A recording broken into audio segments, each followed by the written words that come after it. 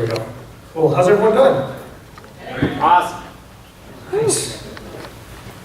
Well, my name is Amir, and that is correct. I am a coach. I'm an author. I also own a business.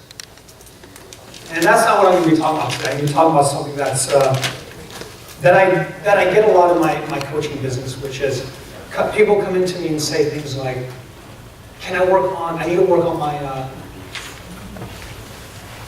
self-esteem, because I'm always procrastinating. I'm always in a space where I can't get things done and I need help with that. Or they'll come in and say, I need help with time management. That's huge for a lot of people. Is how can I manage my time so I can spend time with my family or spend less time at work? How many of you guys know what I'm talking about? Is anyone hear that? Maybe Phil? Okay, cool. And I realize I don't work with things like that with people. I don't work with time management, and I'll tell you why. I'm one of those people that if I find a way to get things done faster, I'll just put more stuff on my plate. So I just get faster at putting a lot more stuff on my plate. And so I realized what I've actually done to get myself where I'm at today. So I'm 34 years old. About 5 years ago, I owned Surf Brothers Teriyaki. I don't know if you guys know what that is. It's a restaurant here in San Diego. I was in about $1.8 million in debt. I made some really bad decisions 5 years ago. And I realized the kind of steps I took, I'm going to be sharing with you guys today, that got me out of it. I'm 34 years old now. I live the life of my dreams. This is not like one of those things I feel like I'm doing a pitch, but the thing is, there's a systematic way of what I did to get where I'm at right now. And I'm going to be sharing with you some of that. Most people, when they think of time management, they think of it as time as a linear concept. You're born, you go to elementary school, then you go to junior high, high school, and you go to college. In between that space, you bust your butt off, and then you really hope that you retire so you can look forward to dying. That's what ends up happening. That's how we think of time linearly. And then you wonder why people in between this time trying to cram in vacations, family time and stuff, get anxiety. It's a really, really terrible way to look at life, thinking that it's going this way. The people that are successful in life do not think of time as linear. When I stopped thinking linearly, I started to make money. When I stopped thinking linearly, I actually got myself out of my debt. Reggie Law, who did this Phoebe event originally, he was a big catalyst of how to think non-linearly. The first thing is, when you think non-linearly, you rise up to the occasion at the very moment of where you're at right now. So if you're in this spot in your life, you're shooting up to the next catalyst of where you need to be right this minute. You don't think about what you need to do 6 months from now. You don't think about what needs to be done in a year. You don't think about what your dream vacation or dream job is 5 years from now, retirement. Because those are the kind of things that cause our anxiety, is this a perception of that our life is in the future. 5 years ago when I was in my debt, I tried to get out of my debt. That was my biggest goal. I need to get out of this debt. And guess what ended up happening? I got exhausted and I got depressed. Reggie said, instead of getting out of your debt, what do you need to do right now that could make a difference in your life? Not getting out of the debt, but what if you don't think 6 months from now? What if you could do something that's closer, like 10 minutes from now? 10 minutes from now. Well, in 10 minutes, I can call 3 people. In 10 minutes, I can sit down and talk to 5 people that can maybe help me look at it in a different way. In 5 minutes, I can do something that can dramatically change my life. Most people are too busy looking at what they need to do 6 months from now. I hear a lot of people in real estate say, oh, residual income. That's why I'm doing real estate, residual income. They haven't even mastered 4-figure salary, and they're ready to do residual income. They haven't even gotten themselves out of debt. They're thinking that they're already 8 years ahead of themselves. It sounds good. The problem is, when you have that kind of thinking linearly, you are bound to get yourself anxiety and procrastination. Now, why do we get procrastination? It's kind of an interesting thing. But before I get into procrastination, I guess I want to say that we don't typically have a time management problem. We have a purpose problem. It's never a time management problem, basically, because when we want to do the things we want to do, we interestingly find ways to get the time, don't we? It was really interesting. I had a client that came in just last week. He owns a auto dealership. I told him to meet me at 2 o'clock. He met me at 1:45 on the dot. We spent 3 hours coaching. And one of the things he said is he doesn't have time for his family, and he's always stuck at work. He can't figure out ways to get out of it. And I said, that's really interesting. How did you get here? He goes, oh, that's easy because I told my wife not to call me for the next 3 hours. I told my employees that I'm gone for 3 hours. Imagine I'm on vacation and that no one can talk to me right now. I'm like, oh, that's interesting. So you have a purpose and you figured it out. It's never a time management problem. It's always a purpose problem. Think about the times when we go on vacation. We somehow get everything done before we go. We somehow find ways to get, if someone calls and says, hey, I need you to pick up Jimmy from the school, you say, I can't right now because I need to get to New York in 10 minutes or in an hour. We find ways to be masters of our time when we put purpose into it. The only time that we feel like we start to procrastinate is a purpose is gone. Purpose is not there. So then we start to work on the issues that we have. Maybe it's just that I don't have self-confidence. So let's work on my self-confidence issues. Oh no, that's not what it is. I'm just a procrastinator. And I'm going to go on Meetup to find little procrastinators, but probably not on Meetup right now because they're procrastinating. So we start to work on our issues, but the reality is when you find purpose, the best way to stop procrastinating, this is one of the best things I tell my clients, the best way to stop procrastinating is do the action that you don't want to do. It's really just that simple. But we like to work on our issues of what we look like. It's easier in this space to work on our self-esteem than it is to do the action. I've written my 4th book right now. I'm on my 4th book. People always ask me, how do you do it? And I said, well, I didn't really think of writing a book. I thought about writing a chapter. And then there's days where I didn't want to write a chapter, so I wrote a paragraph. And there's days when I sit in front of a computer and I just look at the screen, but I just start typing. See, the thing that people make mistakes on, they look for inspiration. And it's really hard to look for inspiration. Inspiration is a side effect of taking action. That's how we get inspired. It's by doing the thing that you think you should be doing, and the inspiration ends up evolving anyway. The biggest myth I've ever heard was that we're looking for instant. Like when people say, what if you're not inspired to do anything? That is the problem. Do the act, any act. Start with action. Immediate action and purpose will start to get you to the place you need to be.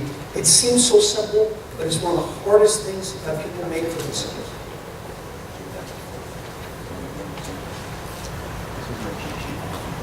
A couple things from a time warrior. I want to make a distinction. Distinctions make it really easy to remember. The idea of being an owner of your life and a victim of your life. Time warriors are owners of the time that they have right now. And they exponentially go up in the very moment to find clues of how to get to the next level at this moment. Time warriors, people who worry, don't do that. And here's a little bit of a distinction. Owners of life, people that are time warriors, they get from life. They get things from their life. They say things like, I use my life for. I use my life for a way to get more vacation time with my family.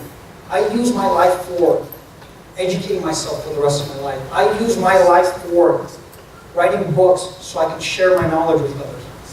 Victims of time and victims of the world, they get through life.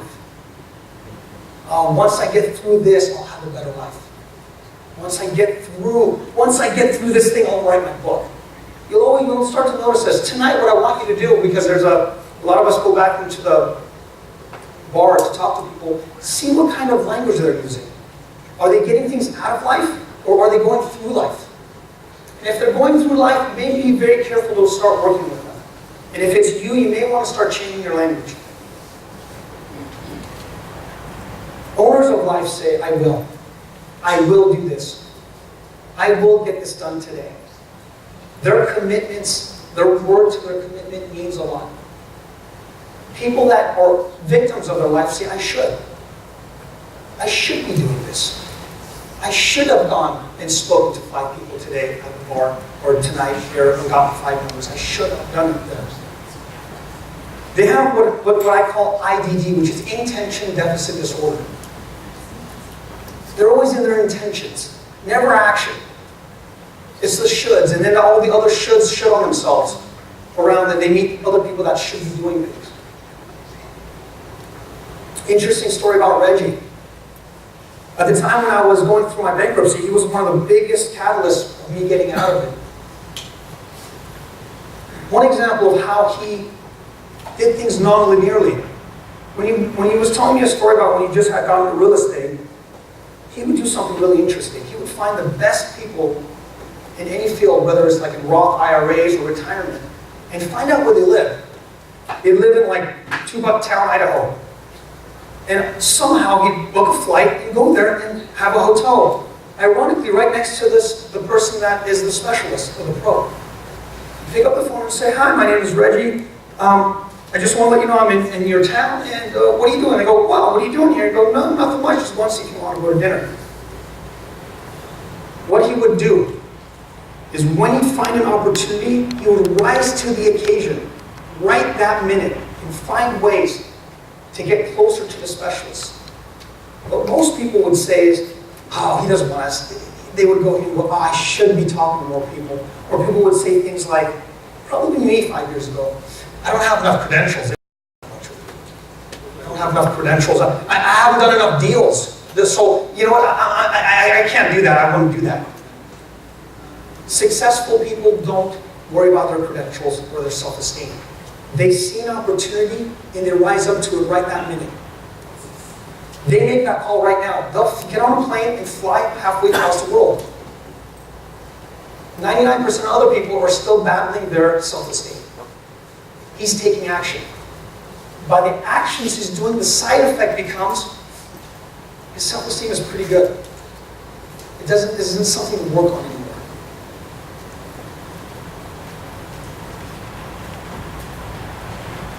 What do victims do? What else do victims do? They live on a reported-on world. What's a reported-on world?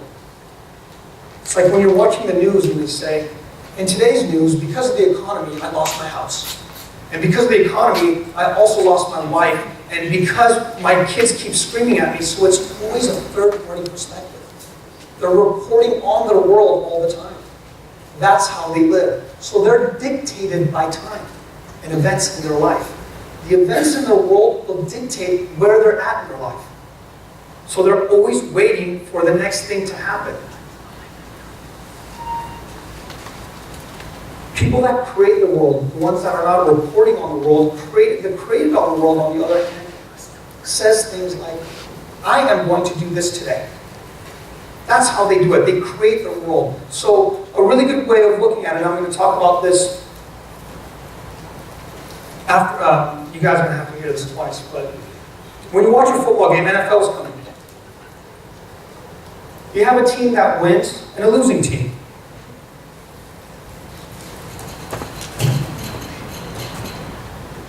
So you got the winner and the loser. What happens when your team loses? What happens to people that are, does anyone know any like gung-ho football fans? Yeah? What happens for the next week when their team loses? How do they feel? What's that? Bummed out, right? They have their head down, their wife says something, they say, not now, honey, I'm just in a bad mood. Right? What else happens to these people? They go to work, they're upset, they go find other people that are in their group and talk about how miserable it is, what just happened. The winners, on the other hand, have this energy. They walk around life and they're excited, their team just won. Here's the cool thing. The event happened the exact same way for both teams. for both people. One just thinks they're on the losing side. The other one thinks that they won. So their whole world looks different. But the event looks the exact same way. You're going to find a lot of people here tonight that are on the losing team of the economy. And they're going to tell you their projected out world. They're going to tell you because of the economy, you have no idea how bad I have it. And then you're going to talk to really successful real estate investors that say, thank God the economy was like this because I got to flip 4 houses. Same exact environment. Same exact event. One just looked at it differently. Exact same event.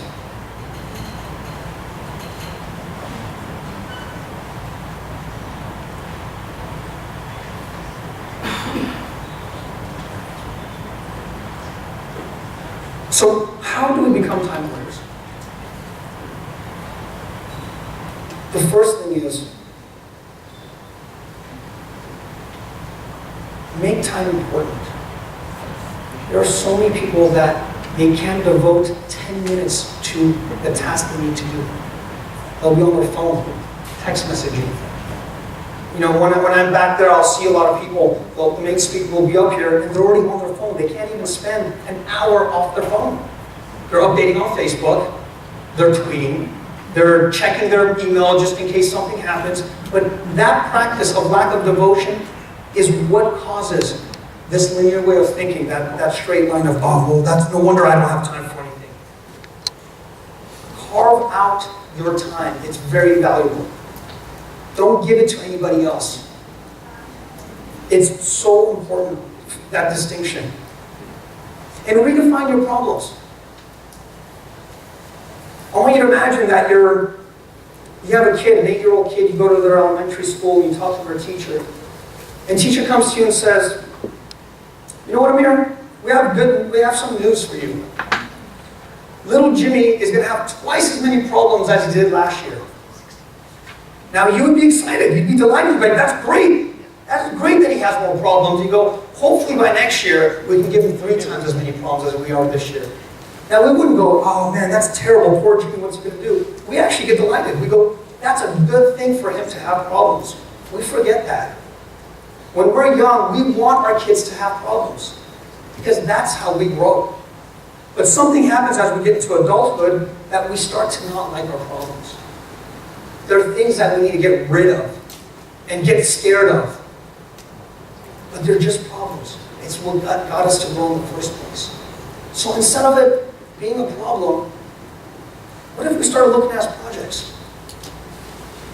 And what if instead of trying to spend the next 4 hours trying to get rid of something in the next 6 months, find out ways to cut it down to even 3 minutes? Because when you're working on something for the next 3 minutes, there is no room for overwhelm. It can't exist by design. If all you have to worry about is the next actionable step you need to take, then life can't be that scary anymore. And the only way that life can start to look scary is when something needs to look a certain way 6 months from now.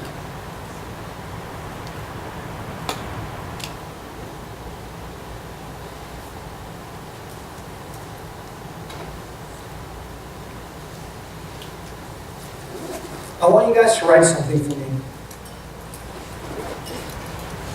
for a couple minutes. I want you to write this question down and answer it. What do you intend your life to be used for?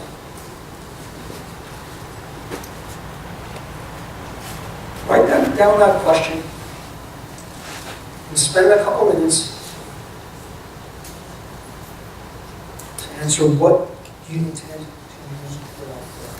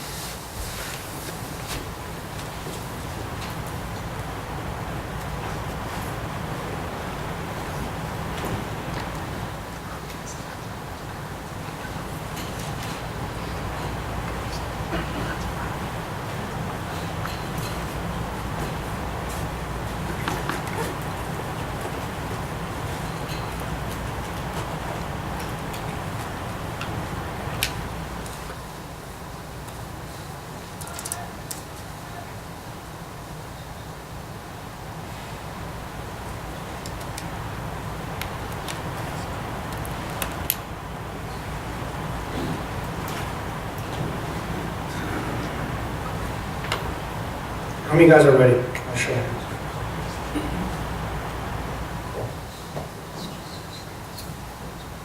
How many guys are open enough to share what you wrote? Yes.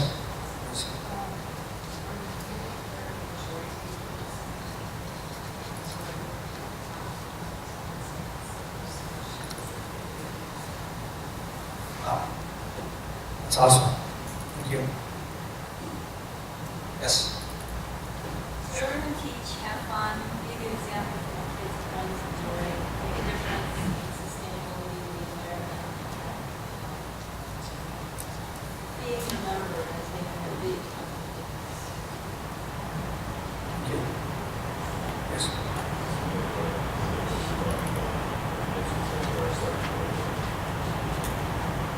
Get to the point where I start enjoying life.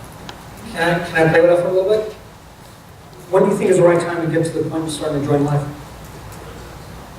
Okay. Right time is 20 years ago. Can I tell a little story with that one?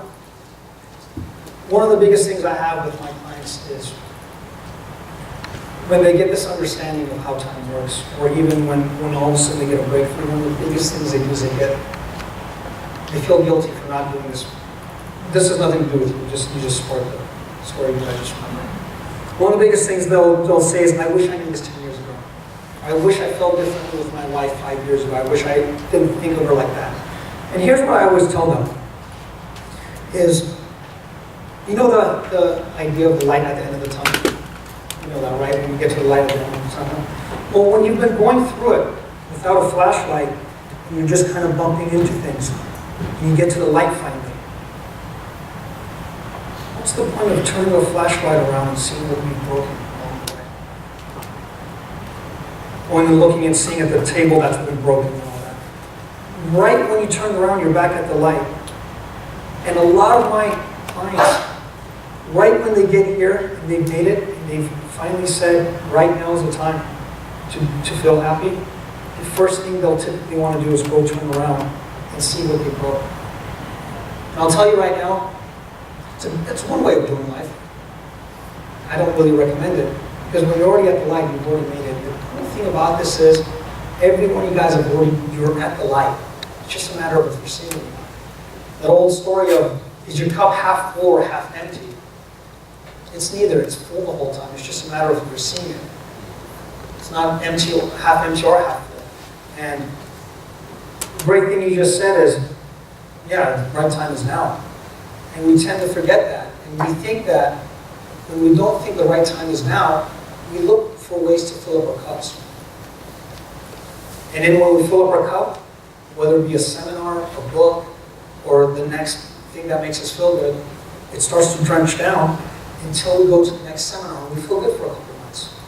And I was one of those people that used to be a seminar junkie. I would never do anything with my life, but I'd go to a lot of seminars because I thought my cup was empty. One day I realized my cup was full. I just started to do the actions I needed to do that I should have done 10 years ago. Anyone else? Their intentions? Yes, Emma. For me, pretty simple. Enjoy my children, enjoy experiences, and have a positive impact on others. Yeah. Those are the kind of intentions that you should be having. All you guys here that are about to do real estate. If you think that your intention is the next to flip 4 more houses, you're going to get exhausted. I assure you that. If you think the next step is being a six figures, and then maybe getting to 7 figures, one of the biggest things, I coach coaches and they go, I want to be a 7-figure coach. And I told them, 7-figure coaches have 7-figure problems. Get accustomed to the 6-figure problems, the 5-figure problems, and the 3-figure problems. 7 figures is not as cool as everyone thinks, because it has its own set of problems. We just don't realize that. So I really appreciate what everyone just said, and it's absolutely right, is when you realize that there is no next step to take to get to where you need to be, you get that burden off your shoulders because you're already at where you need to be. Now, when you're at where you need to be, the next thing I would say, and I would end it with this, is adding a little piece to the end of what you want to do in your life. And And that'll kind of gauge if you're going the right direction. And that is by adding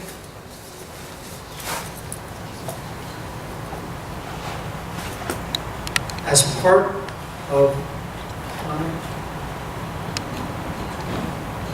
wonderful life.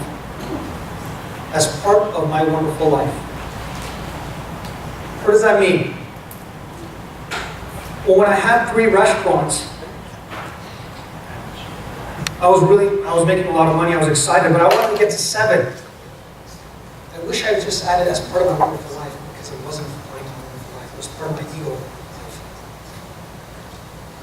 Now, if I would have said, I'm doing the things I want to do as part of my wonderful life, I would have probably stayed at 3 restaurants at the time. So whenever you're making a decision, whatever it is, whether that's someone going to do a merger with you and you're about to make $10 million, but you have to work 20 hours a week, add that to the end and see how it feels. See how it feels, and if it sits well with you, go ahead and do it. But if you get that tinge, listen to it.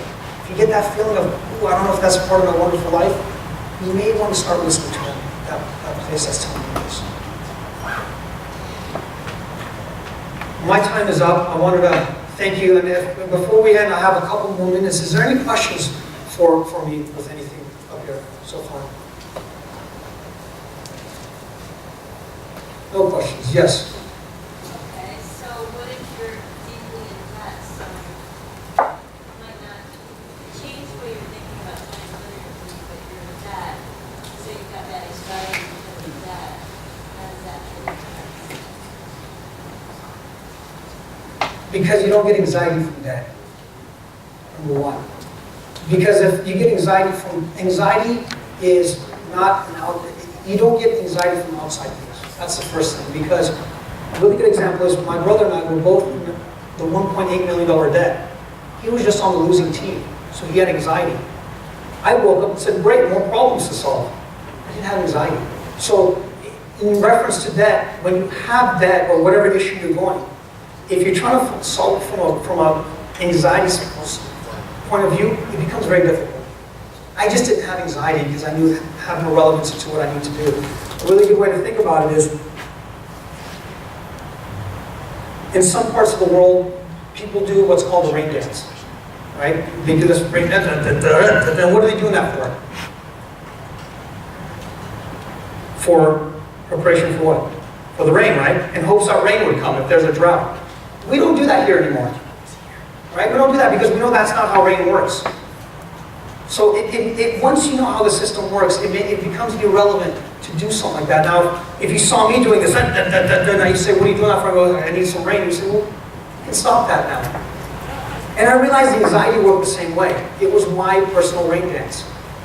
And when I stopped doing that rain dance, my events in the world still looked the same. But the only thing is I actually started to be able to work with the world a little bit easier. You see, when you're doing the rain dance, trying to get rain, you can't do other things. Because you're spending most of your time doing this thing. So when you're spending your time in anxiety doing this, you're not doing the thing you need to do. And so that's one of the things is, a debt is going to be a debt. Being in anxiety doesn't relieve the debt, and it's just another rain dance. I decided not to have it. And it just made my life very easy.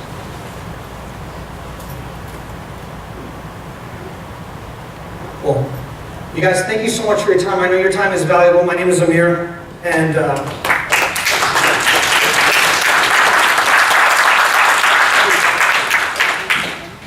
Thank you, Amir. you're welcome.